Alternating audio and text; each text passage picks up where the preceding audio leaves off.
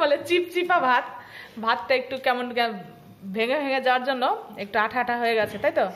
ফ্যানজরা ফ্যানজরা হয়ে গেছে। ফ্যান আর ঝরানো যাবে না, ভাতটা কেমন যেন।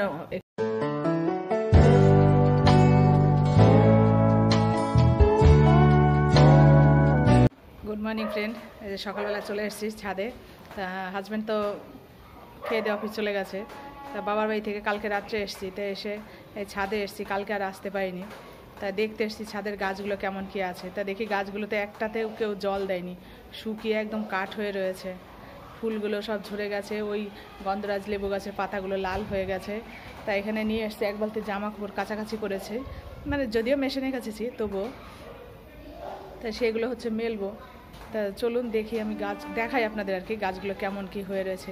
তাও বলেনি কেউ একটু পাইপ রয়েছে একটু জল ছেড়ে দিই, এই আর কি। সবাই গাছ পছন্দ করে, অথচ গাছের যত্ন কেউ করে না।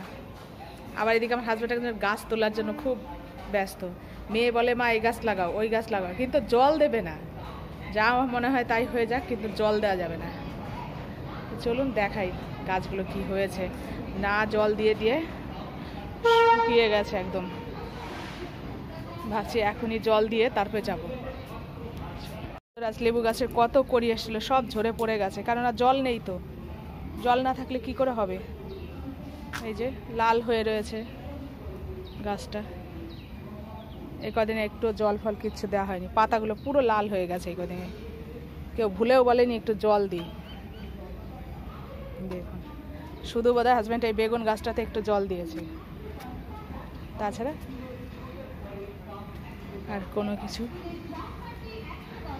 ওনাদের আমি দেখি ফেরিওয়ালার কাছে প্লাস্টিকের কুলো আছে কিনা, ওনার কাছে কুলো নেব।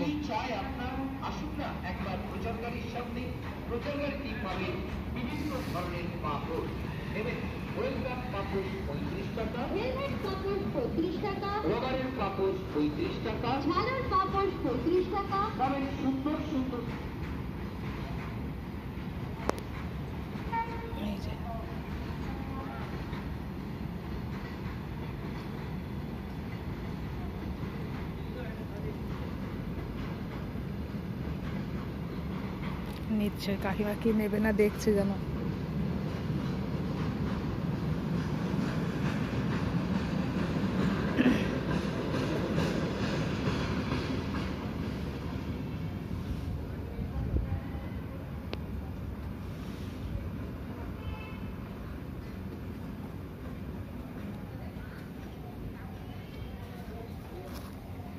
দেখুন বন্ধু, গাছগুলোর কি অবস্থা।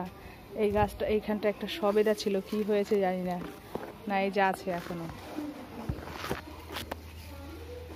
দেখি জামাকাপড়গুলো মেলি আর জলটা ছেড়ে দিই, আর কি কিচ্ছু করার নেই।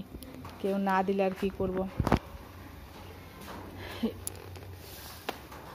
লেবু গাছটার গোড়া এটা ছেড়ে দিয়ে তারপর জলটা ছাড়বো।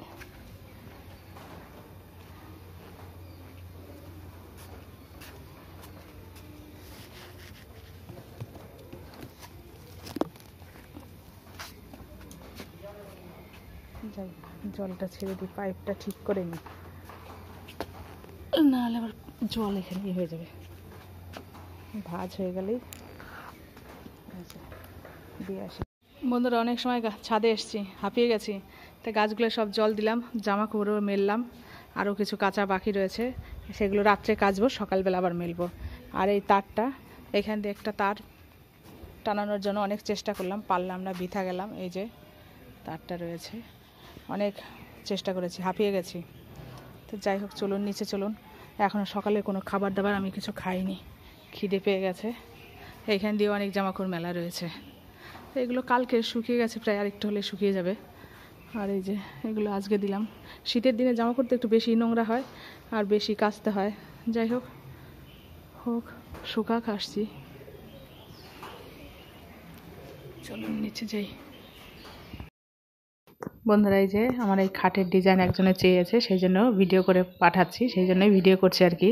তা বললো তোমার খাটের কি ডিজাইন, শকুন্তলা ডিজাইন একটু পাঠাও, আমার একটু দরকার, আমি একটু দেখবো।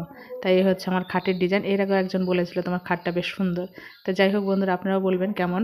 তা একজন চেয়েছে বলে সেটাই ভিডিও করলাম। তা আমিও সঙ্গে মানে তাকেও পাঠিয়ে দিলাম, আমিও একটু ভিডিও করে রেখে দিলাম। বন্ধুরা এখানে আমি বানাচ্ছি হচ্ছে আজকে বিরিয়ানি। তা চিমনির শব্দ শুনতে পাচ্ছেন কিনা জানি না। তাই এখানে আমি হচ্ছে ডিম আর পনির দিয়ে করব একটা বিরিয়ানি, সেটা হচ্ছে আমার জন্য। এই যে এখানে হালকা ভাজতে দিয়েছি, 2টো ডিম দিয়েছি, পনির দিয়েছি আর 3 পিস আলু দিয়েছি। দিয়ে এটা তরকারিটা করব হচ্ছে ডিম বিরিয়ানি করার জন্য। এই যে আর এখানে যে ভাত হয়ে গেছে, ভাতটা মাঠটা ঝরাবো। আর এখানে আর বাদ বাকিটা করবো হচ্ছে চিকেন বিরিয়ানি। এই যে চিকেনটা, আমি যেহেতু চিকেন খাই না সেই জন্য আমার জন্য এটা। আর এখানে বেরেস্তা ভাজা হয়ে গেছে, এখানে আরও 3টে ডিম আলু ফালু রয়েছে, সেগুলো হচ্ছে চিকেন বিরিয়ানিতে দেওয়ার জন্য। আর এটা আমি গ্রেভিটা তাড়াতাড়ি করে নিই, আজকে অনেক বেলা হয়ে গেছে সকাল থেকে সেই কাজ করতে করতে। চলুন ফটাফট করে নিই, আবার দেখা হচ্ছে পরে। বন্ধুরা এই যে আমার বিরিয়ানি করেছি, কিন্তু ছেলে অনলাইনে অর্ডার করলো চালটা আনার পরে, সেই জন্য মা দেখে অর্ডার করলো বলে ছেলে না, আমি বললাম কোন চালটা দেবো, ও আমাকে দেখিয়ে দিল এইটা। আমি আমাকে বললো কোন কোম্পানিটা ভালো, আমরা ইন্ডিয়া গেট। হ্যাঁ, এবার ইন্ডিয়া গেট যে এরকম হবে কে জানে, এটা ভারতের গেটের বাইরে বেরিয়ে যাবে চাল। এই চালটা খুব একটা সুবিধার ছিল না, দিয়ে যাই হোক তবুও করেছি। ভাতটা একটু কেমন যেন ভাঙা ভাঙা চালটা ছিল, তো তা অতটাই হয়নি। আর এই যে হচ্ছে অস্মিতা খেতে বসেছে বিরিয়ানি। কেমন হয়েছে অস্মিতা? বলে চিপচিপা ভাত। ভাতটা একটু কেমন ভেঙে ভেঙে যাওয়ার জন্য একটু আঠা আঠা হয়ে গেছে, তাই তো?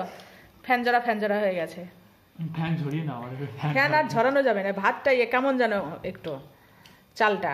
যাই হোক আমারই দোষ, ঠিকঠাক করে বোধহয় রান্না করলে ঠিকই হতো, তাই না? ঠিক করে করতে পারিনি। নেক্সট টাইম দেখা যাবে। অস্মিতা আবার আমাকে যদি সাহায্য করতে একটু, তাহলে আর একটু হতো। ও একটু সাহায্য করলো না আমাকে, ওই জন্য আর হলো না। আর এরা তবু কিন্তু বলছে না ঠিক আছে খাবো না, ফেলে দাও, বন্য লোককে দিয়ে দাও। পেটের সবার হ্যাঁ, খিদে পায় না, খিদে পায় কি আর করবো। যাই হোক বন্ধুরা, এখানে ভিডিওটা শেষ করছি। যদি আমার ভিডিওটা ভালো লেগে থাকে তাহলে একটা লাইক শেয়ার সাবস্ক্রাইব অবশ্যই করবেন, পাশে থাকবেন। টাটা, বাই, শুভরাত্রি।